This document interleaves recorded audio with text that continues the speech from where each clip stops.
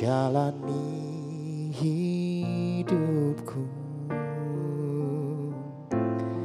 yakinkan niatmu, jangan pernah ragu.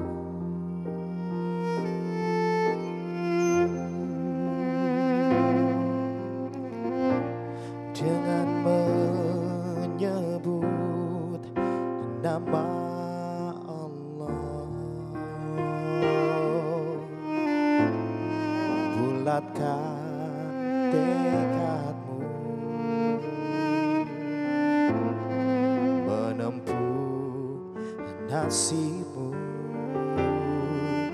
kemanapun menuju.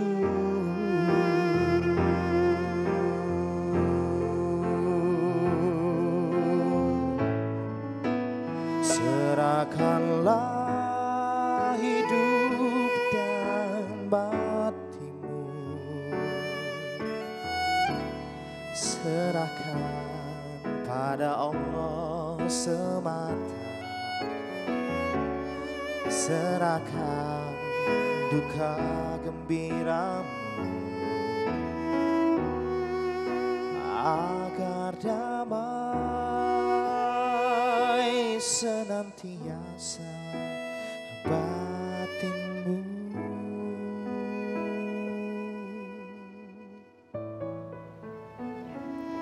Assalamualaikum warahmatullahi wabarakatuh.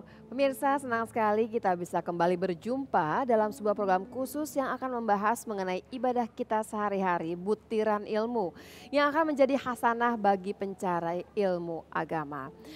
Pemirsa, kali ini saya ditemani oleh butiran band, ada Trias, ada Risha, dan di ujung sana ada Vina pelukis pasir kita.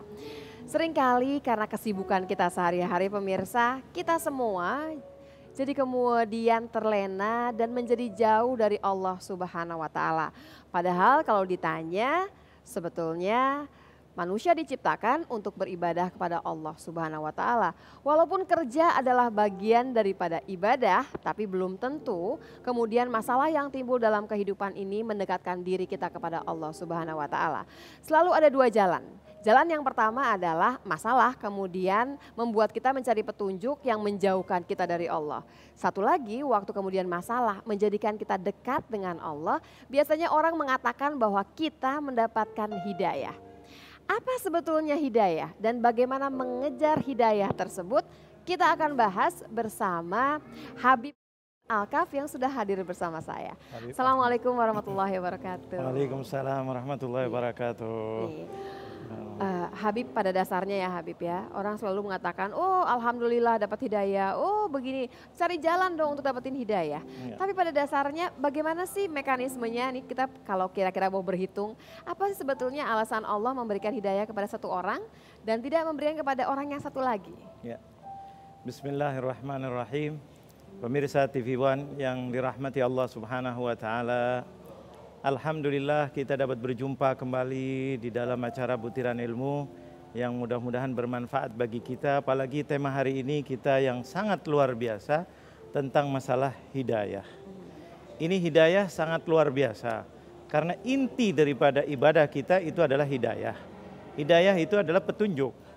Nah ini kalau kita ditanya, kenapa orang itu memberi petunjuk, mungkin kita bisa jawab, mungkin karena kesian, karena ini, karena itu, karena ini. Tapi kalau ditanya Allah, kenapa memberi petunjuk? Iya. Itu bebas bagi Allah Subhanahu wa Ta'ala. Kita tidak perlu bisa tahu sebetulnya alasannya apa. Sebetulnya tidak perlu pakai sebab, karena kita ini milik Allah. Kalau sudah miliknya mau diapain terserah. Haknya Allah mau pilih si A atau si B. Hak prerogatif Allah mutlak. Mutlak. Kalau presiden saja menentukan menteri bisa ini, itu haknya beliau. Prerogatif presiden yang cuma 5 tahun dan dan bisa 2 tahun dilengserkan, bisa 1 tahun dilengserkan, bisa berapa hari jatuh dan seterusnya. Kalau Allah sudah jelas tidak mungkin akan lengser. Allah menciptakan semua milik Allah. Bahkan Allah mengatakan idza arada syai'an ayyaqula lahu kun fayakun. Itu adalah hak prerogatif Allah. Kalau Allah berkehendak, kehendak itu pasti jadi. Tidak perlu pakai sebab kenapa. Tetapi mungkin hikmah di balik ini itu apa?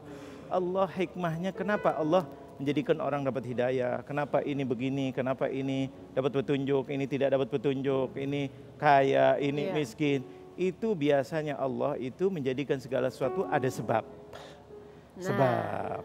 Nah ini sebab yang kenapa Allah, sebetulnya pertanyaan ini tidak layak untuk ditanya, tetapi untuk ingin tahu hikmahnya apa. Hikmahnya di sini banyak sekali, luar biasa, subhanallah. Kita kalau baca surat Al-Mulk, surat yang selalu dianjurkan oleh Rasulullah SAW untuk kita baca, di awalnya Allah menerangkan, Tabarakalladzi biyadihil mulk wa huwa ala kulli syai'in qadir, ayat pertama. Semuanya adalah milik Allah dan Allah itu bebas dan bisa membuat apa saja. Kemudian di ayat kedua Allah menerangkan, Tabarakalladzi biyadihil mulku wa huwa ala kulli syai'in qadir alladzi khalaqal mauta wal hayata liyabluwakum ayyukum ahsanu amala. Allah menciptakan hidup, mati semuanya untuk apa? Ada yang hidup, ada yang mati, ada yang sehat, ada yang tidak sehat, ada yang kaya, ada yang miskin, ada yang punya ilmu, ada yang tidak punya ilmu. Untuk apa? Untuk diuji oleh Allah. Jadi ketika itu Allah berikan alat untuk mendapatkan hidayah. Akal, sehat, mata, telinga, acara, semuanya ini untuk hidayah. Siapa di antara mereka yang ujiannya lulus, siapa yang menggunakan akal untuk bersyukur kepada Allah, untuk mengenal Allah, itulah orang yang diberi hidayah oleh Allah Subhanahu wa taala. Kan kalau kita bicara, iya kan semua berusaha nih sebetulnya. Oh yang kaya yang miskin lulus baru dapat hidayah. Atau sebetulnya barangkali waktu untuk kita kadang-kadang mengatakan lo bersyukur aja itu artinya dia sudah dapat hidayah. Kan kadang-kadang sebegitu banyak kita dapatkan, kita nggak bisa lihat syukurnya di sana loh. Habib. Betul sekali, luar biasa ini. Ini syukur sebetulnya inti pertama kali dalam Islam, ibadah yang paling mulia, yang paling dicintai oleh Allah adalah bersyukur. Kalau orang sudah bisa bersyukur, ini orang yang paling hebat. Makanya ketika kita diwajibkan untuk sholat, untuk apa? Sholat yang paling penting adalah bacaan yang tidak bisa ditinggal, sholat sunnah, sholat wajib, setiap rakaat adalah Fatihah. Di Al-Fatihah yang pertama kali, Alhamdulillah, setelah Bismillahirrahmanirrahim. Alhamdulillahirabbil alamin. Untuk apa? Tunjukkan, akui bahwa kita bisa begini ini karena Allah. Hidayah yang sangat luar biasa. Makanya ini hidayah luar biasa. Siapapun tidak akan bisa memberi hidayah, termasuk Rasulullah SAW.